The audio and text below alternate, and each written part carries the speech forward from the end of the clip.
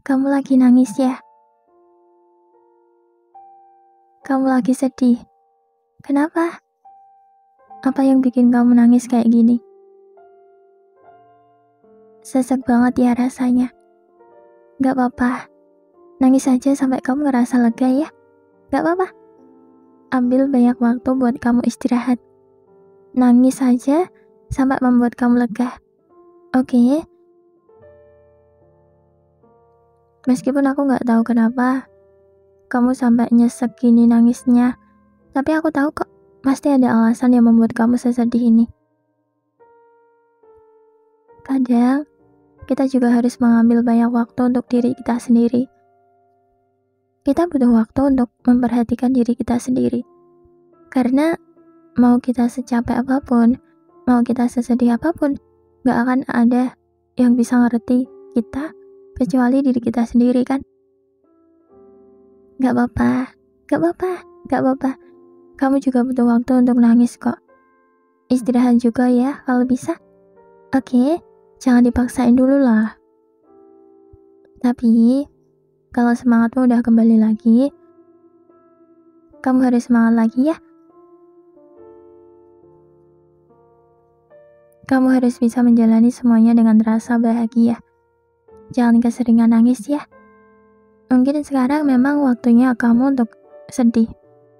Karena hidup itu kalau nggak sedih ya bahagia. Sedih juga bagian dari perjalanan dan proses kehidupan. Tapi jangan terlalu larut dalam kesedihan juga. Kalau pas kamu udah baik-baik aja, jangan lupa untuk bahagia ya.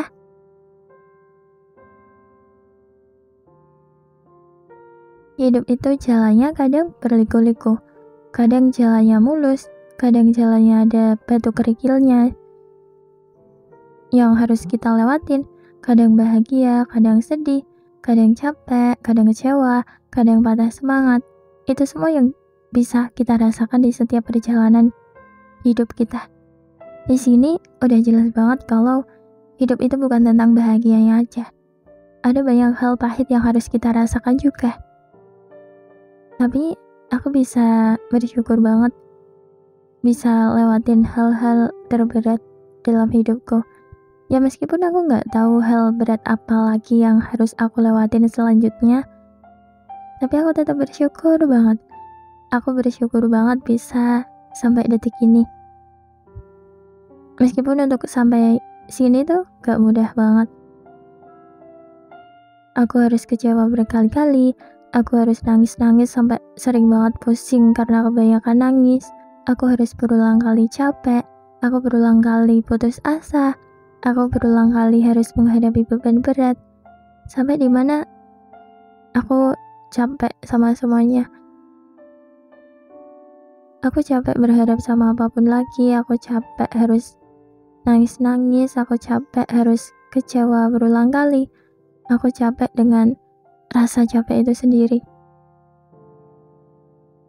Aku sekarang terlalu capek menanggapi hal-hal yang membuat aku sedih.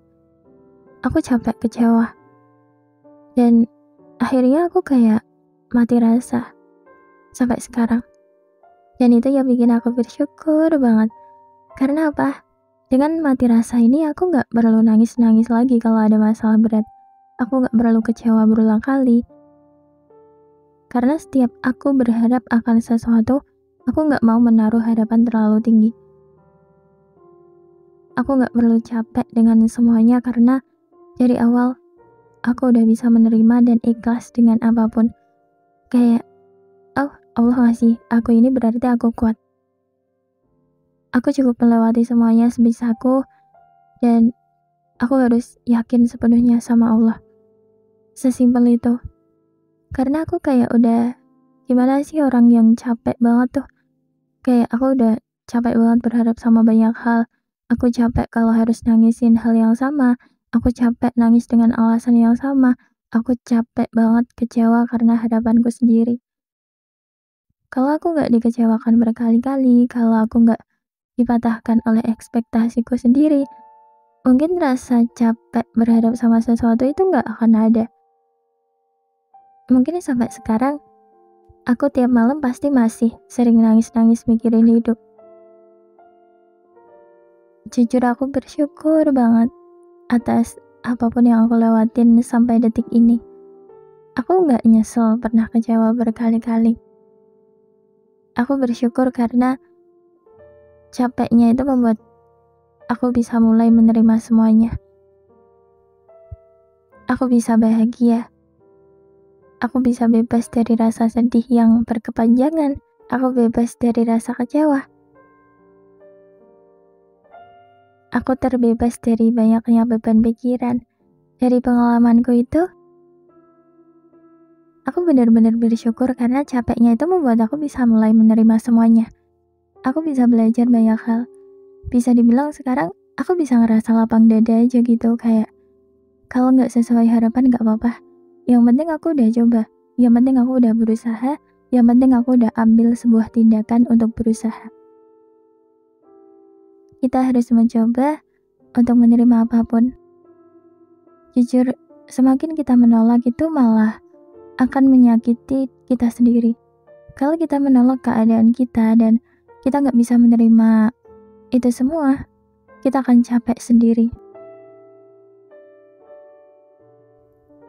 Terkadang menerima sesuatu yang nggak ingin kita terima itu lebih baik daripada kita terus-terusan menolak dan bikin kita sendiri capek.